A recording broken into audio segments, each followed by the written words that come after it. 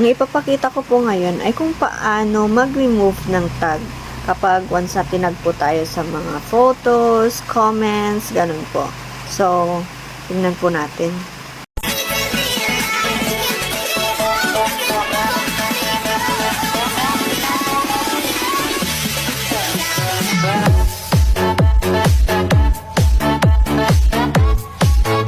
Sa Facebook account po natin, pindutin lang natin yung 3 dots.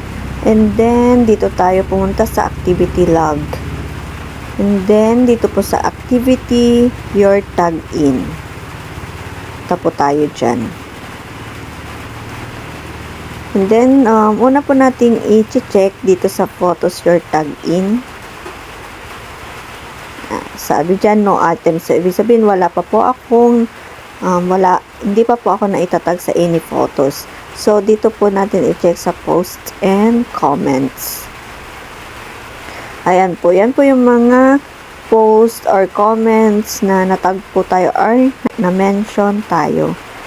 So, kung paano tatanggalin, pindutin lang po yung small square. Ayan, i-check.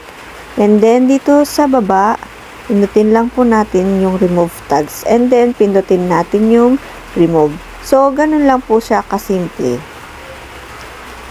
Sana nakatulong. Thank you for watching and follow for more.